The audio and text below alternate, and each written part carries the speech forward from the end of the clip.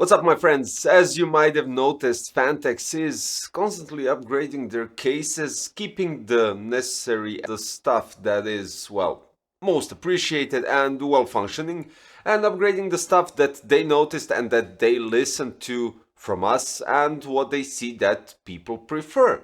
In these terms, we have the Phanteks Eclipse G500A, which is definitely an upgraded version from the P500A and gives us loads of new stuff which you will definitely appreciate. So this case, as well as the P500A, is designed for a good airflow, and in those terms they removed basically some stuff to make the airflow unrestricted, giving us some clean flow of air. You have four varieties of this case, and let's start with that. You have a fanless version of the case, so it goes at the price tag at $129. Then we have the non-RGB version with M25, 3 on front and 1 at the back, that are non-RGB completely, and it pumps up the price at $149. And then you have black and white version with RGB and 3 140 at the front. All addressable RGB, all already pre-connected to the LED strip on front and LED strip on the power supply. So what do you have to do is basically just connect the addressable RGB header to a motherboard if you desire to control it through the motherboard software, of course. Otherwise, you have two buttons on top which give you a possibility to control the addressable RGB just by push on two buttons. One is for the mode and one is for the color, and that is basically it. Now what they changed is quite interesting because giving us some more unrestricted airflow, as already stated. The thing is, when you pop up the top panel, and this is quite easy on how you do it, you have two pegs at the back, you just push in the front and place it down. It's fine mesh, so it is good for airflow, but still does prevent dust from coming in. Not in the same terms as a dust filter, but it still does the job quite well. This way, when you remove the top side panel, what you get is a full opening of the airflow through the radiator or with the fans, depends on what configuration you're going, and you don't have any middle plates going through the whole top part. And the same thing happens on the front, because what they did is they separated the mounting mechanisms for the fans, which are located on each side of the case and they're individually mounted, so you can basically adjust them to your liking, depending are you sticking with 140 or you're going to go with 120. It's all up to you. Now let me just place this right back, and as you can see from this position I can do it quite nicely and easily without any problems.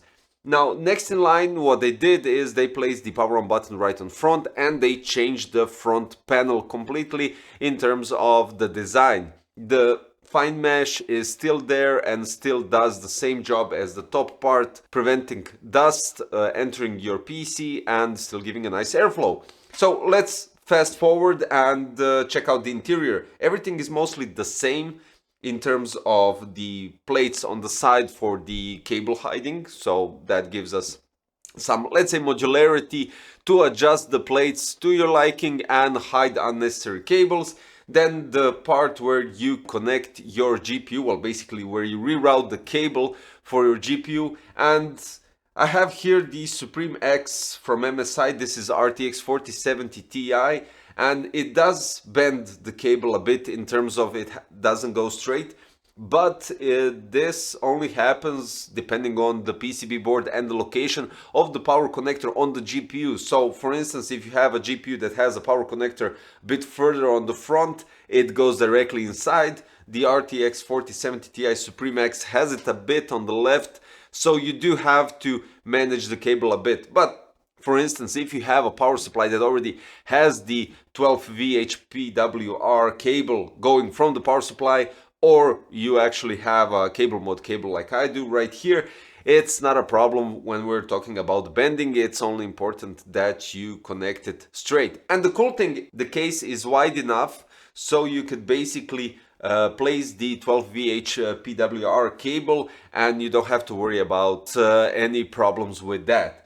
In terms of the power supply shroud, as already stated, you do have the opening here for the cable, you have the LED strip, you have the opening for the power supply, even though I think it's a bit too long for those short power supplies, which are 15 or 16 centimeters. You can still see the parts inside the cables and the connectors. I have here Revolt X 1200 watts and it's nicely covered, so there's that. But there's always a possibility, if you don't like this and you don't want to see a power supply, you can always place some plexiglass or some special design if you desire to do so. The front, as already stated, everything is a bit changed, and you get three 140 M25 fans, which are DRGB pre-connected already to the LED strips and to the all fans, so you control them quite easily.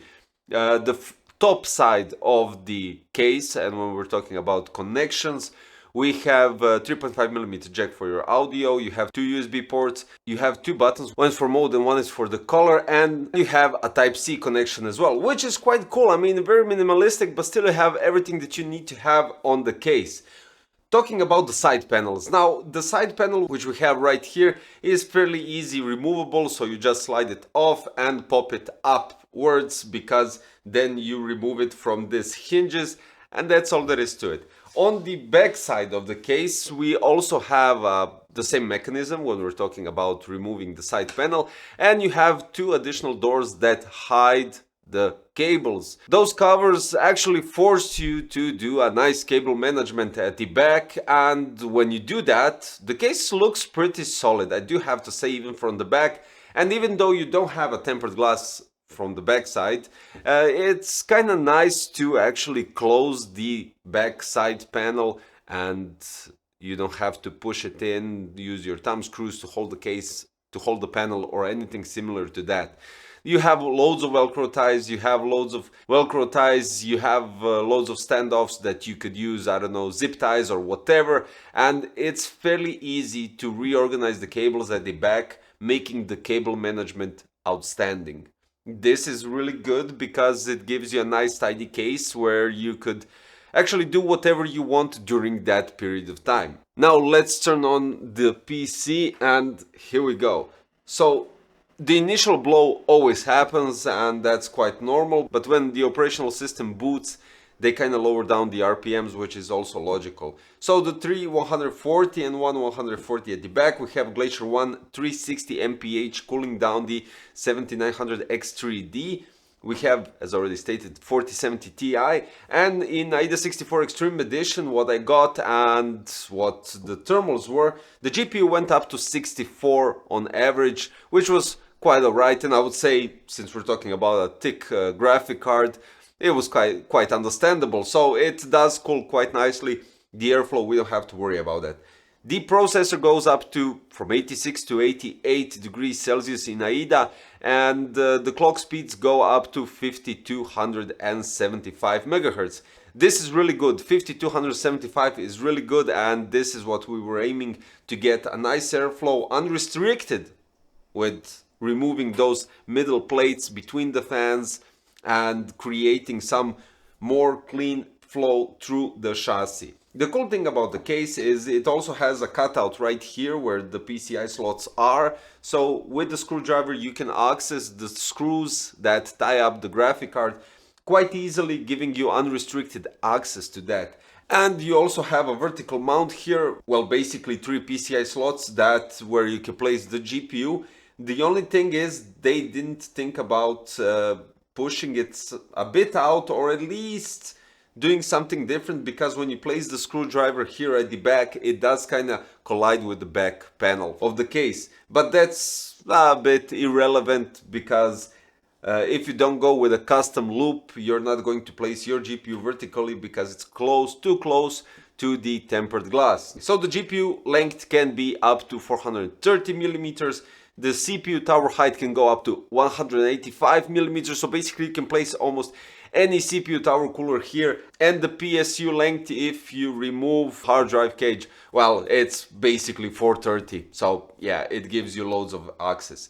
Talking about the fans and the radiators, we have three 140 at the front, three 140 at the back, and one 140 at the rear side that can be mounted, or 3120 at the front, 3120 at the top, or anything similar to that in that configuration. This is the maximum, of course. When we're talking about the radiator support, you can place a 420 at the front, which is outstanding, 360 at the top. This gives you possibility 420, 360, 280, 240 at front, 360, 280, 240 at the top, and 120 at the back.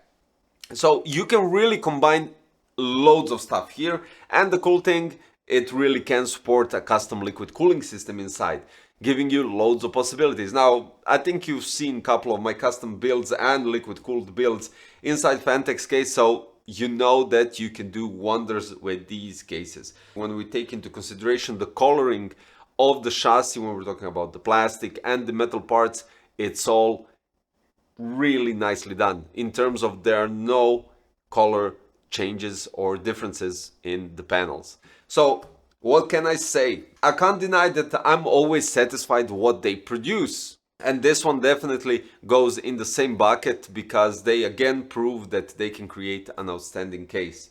Guys, a link for the Phanteks Eclipse G500A, and I'll even place the link for the Phanteks Glacier 1 360 mph, so you can pair it up in color scheme or do whatever you want. And finally, let me know your thoughts in the comments below. Subscribe, like, and hit the notification bell for future content. And I'll see you in future videos. Thank you for watching. Always appreciate it. Bye bye.